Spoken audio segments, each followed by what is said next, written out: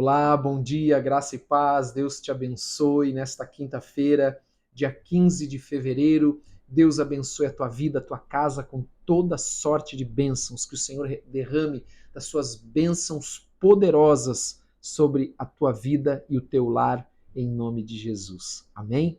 Quero te convidar a abrir aí a tua Bíblia em 1 Coríntios, capítulo de número 2. Nós vamos ler a partir do verso de número 1. Começamos a leitura do livro de 1 Coríntios e hoje nós vamos já para o capítulo de número 2, nesta quinta-feira. Vamos orar antes, Pai, em nome de Jesus. Nós queremos te agradecer por este dia. Pedimos que o Senhor nos conceda do teu Espírito para que a tua palavra seja vivificada e possamos compreender, entendê-la e colocá-la em prática em nome de Jesus. Amém e amém. Amém? Glória a Deus. Vamos ler aqui o texto, então. Hoje, 19 horas, nós temos o culto.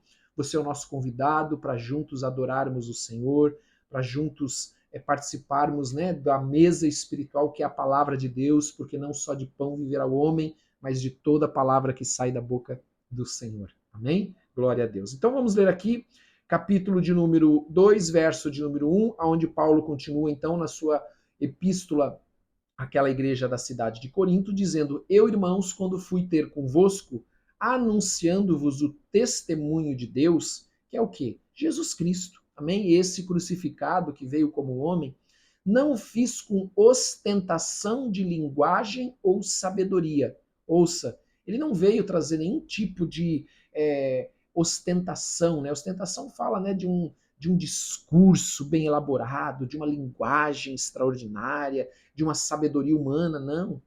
Versículo 2: Porque decidi nada saber entre vós, senão a Jesus Cristo e este crucificado.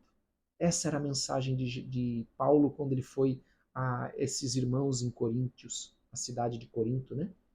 Essa era a mensagem. Porque não adianta pregar outra coisa, amados, enquanto as pessoas não crerem em Cristo que veio em carne, morreu na cruz e ressuscitou ao terceiro dia. Enquanto elas não crerem nisso, não adianta pregar outra coisa. Então Paulo vai até aquele local pela primeira vez, e ele diz: olha, quando eu fui até vocês, eu decidi não saber entre vós nada senão a Jesus Cristo, nada mais ou nada além do que Jesus Cristo e este crucificado, porque é através disso que nós temos que crer, desta mensagem que nós cremos e entregamos a nossa vida para Jesus.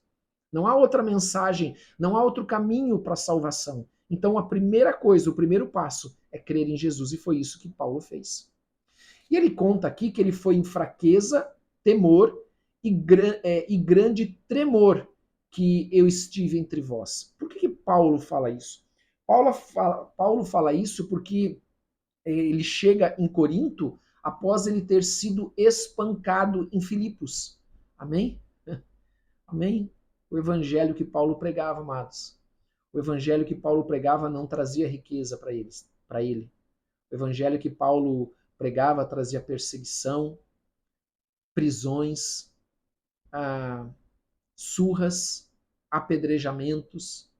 Então, quando Paulo chega em Corinto, ele veio de Filipos, e se você lembrar do que nós lemos lá em Filipos, Paulo lá, ele foi apedrejado e deixado como morto fora da cidade, até que os seus discípulos foram lá pegá-lo, e ele foi deixado porque eles pensaram que ele estava morto já. Então ele chegou com certeza em Corinto todo machucado, fraco. Por isso que ele diz: e foi em fraqueza, temor e grande tremor que eu estive entre vós. Amém? Sabe, amados, nosso foco tem que ser o mesmo de Paulo: pregar a Cristo. Amém? Levar as vidas, as almas a Cristo. Ter paixão pelas almas. Esse tem que ser o nosso foco. Esse tem que ser o nosso objetivo. Então ele diz ainda no versículo 4: a minha palavra e a minha pregação não consistiram em linguagem persuasiva de sabedoria, mas em demonstração do Espírito e de poder. Então Paulo não chegou lá, né, como nós já falamos, né, com uma linguagem especial, com um discurso extraordinário. Ele não fez nada disso.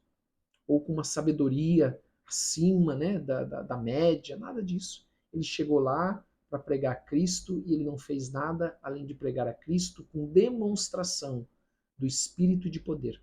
Com certeza pessoas foram curadas, pessoas foram libertas, né, para que Paulo pudesse ter credibilidade na sua pregação. Para que a vossa fé não se apoiasse em sabedoria humana. Então, o objetivo de ele assim agir é para que a fé daquelas pessoas estivessem apoiadas em Cristo, não em sabedoria humana, não em homens. Isso é algo muito importante, que nós temos que tomar esse cuidado. Porque Paulo ele tomava esse cuidado para que as pessoas, e foi o início dessa carta que você que está acompanhando conosco desde o início, Paulo começa falando sobre as divisões que haviam na igreja. Uns diziam que era de um, outros diziam que era de Paulo, outros de Apolo, outros de Cefas. Então Paulo ele está dizendo aqui, não, eu não quero que vocês se apoiem em sabedoria humana, mas sim no poder de Deus. E o poder de Deus ele só se manifesta quando nós andamos na palavra de Deus, quando nós vivemos a palavra de Deus, quando nós praticamos a palavra de Deus. Amém? Em nome de Jesus. Entretanto, expomos sabedoria entre experimentados, não porém a sabedoria desse século, nem a dos poderes desta época, que se reduzem a nada. Mas falamos a sabedoria de Deus em mistério, outrora oculta, ou seja, aquela sabedoria que estava oculta, que ninguém conhecia, desconhecida até então, mas que a partir de Cristo é revelada para todos os homens e é revelada principalmente para aqueles que creem, o qual Deus pré-ordenou desde a eternidade para a nossa glória. Sabedoria essa que nenhum dos poderosos deste século conheceu. Lembra que nós falamos anteriormente sobre isso? Que a riqueza, a sabedoria não pode nos dar a salvação, não pode nos revelar a salvação, porque senão o Senhor estaria excluindo todas as outras pessoas que não são poderosas, não têm riquezas ou não são sábias. E o Senhor não o fez dessa forma. Porque se tivessem conhecido, jamais teriam crucificado o Senhor da glória. Então, aqueles homens, na sua própria sabedoria, crucificaram a Jesus, demonstrando que a sabedoria deles não era suficiente para serem salvos. Amém? Mas como está escrito, nem olhos viram, nem ouvidos ouviram, nem jamais penetrou em coração humano o que Deus tem preparado para aqueles que o amam. É um trecho de uma profecia do profeta Isaías, que diz exatamente isso, que aquilo que Deus tem preparado para nós nos céus, nem olhos viram, ou seja, nossos olhos não podem ver hoje, nossos ouvidos não podem ouvir, e jamais penetrou no coração humano, ou seja, a nossa mente não consegue imaginar o que Deus tem preparado para nós nos céus. O que Deus tem preparado para você e para mim nos céus, nós não podemos imaginar, mas são coisas extraordinárias, coisas que nós, com a nossa mente limitada, não podemos nem imaginar. Amém?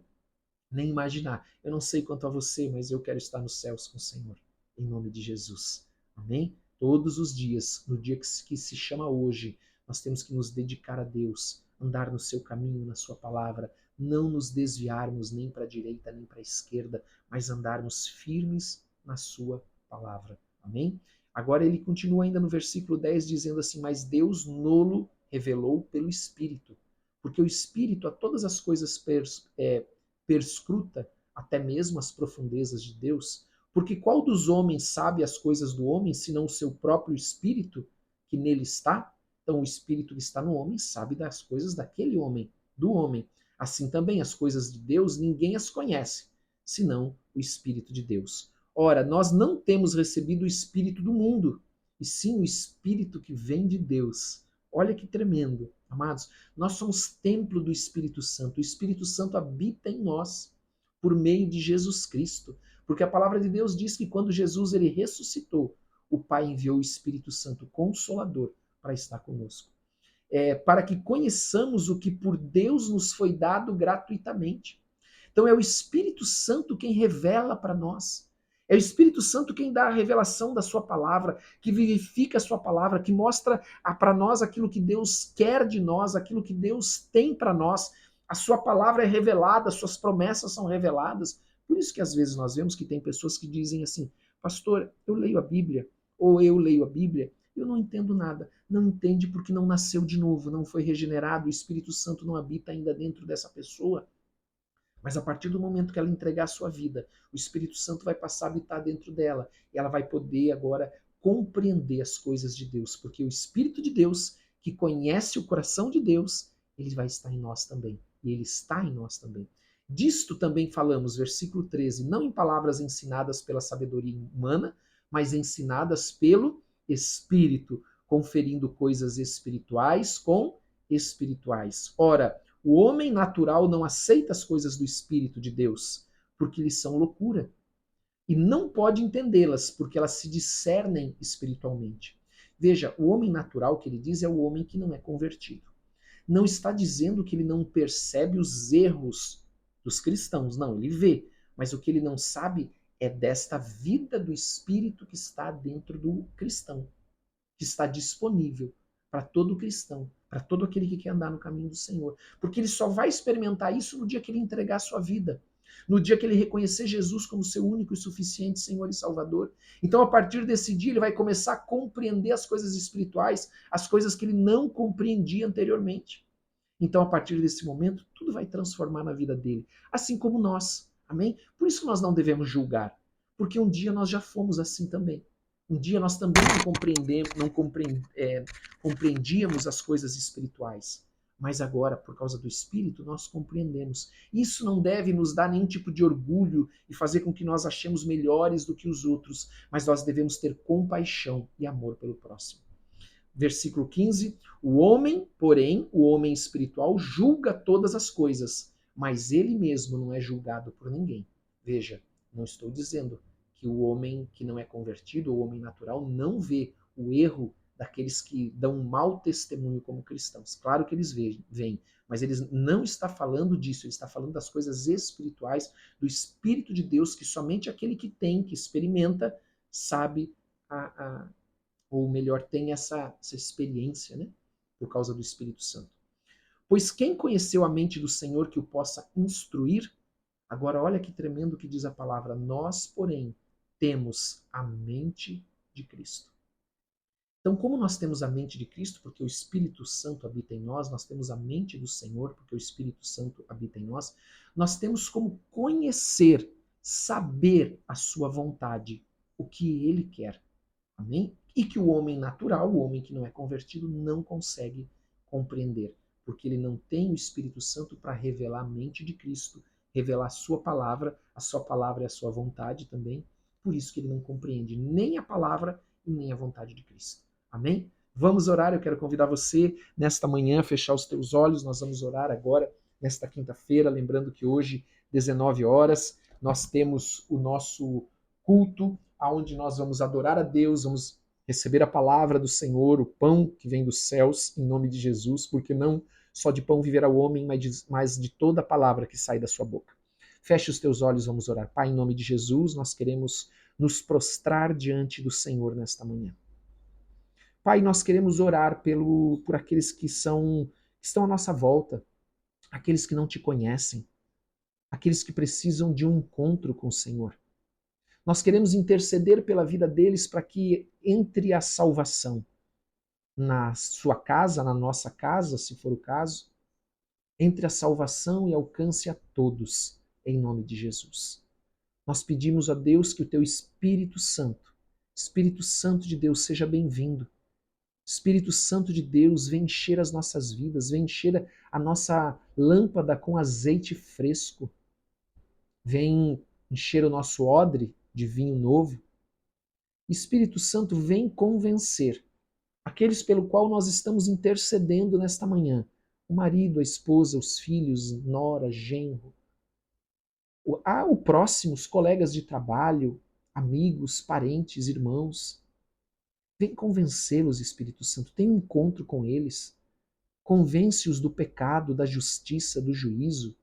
Toca nas suas vidas, ministra no seu coração, abre os seus olhos como o Senhor se revelou ali a Paulo no caminho de Damasco, abre os seus olhos espirituais, abre os seus ouvidos espirituais. Nós levantamos um clamor por cada vida, por cada amado. Ah, Senhor, porque Jesus morreu na cruz não só por nós, mas por eles também.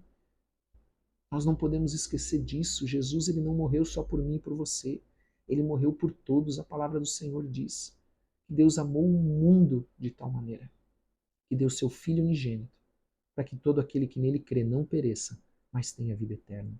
Nós oramos por aqueles que não te conhecem, por aqueles que não andam na tua palavra, em nome de Jesus. Nós oramos, Senhor, por aqueles que talvez não têm sido prudentes, zelosos, Senhor, que não têm tido o zelo que é necessário, que é devido à tua palavra, em nome de Jesus.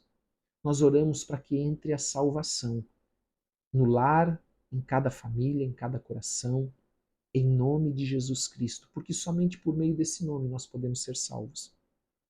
Somente por meio desse nome há salvação. Senhor, salva, em nome de Jesus. Resgata aqueles que estão perdidos, aqueles que estão afastados, distantes do Senhor. Abre os seus olhos, Senhor, espirituais, em nome de Jesus Cristo, para que eles vejam o teu amor, a tua graça por meio da cruz de Cristo. Em nome de Jesus, amém e amém. Amém. Glória a Deus. Que Deus te abençoe. Tenha um ótimo dia. Em nome de Jesus. Não esqueça de dar like, de compartilhar e de colocar nos comentários o teu pedido de oração. Deus te abençoe em nome de Jesus. Um abraço para todos vocês.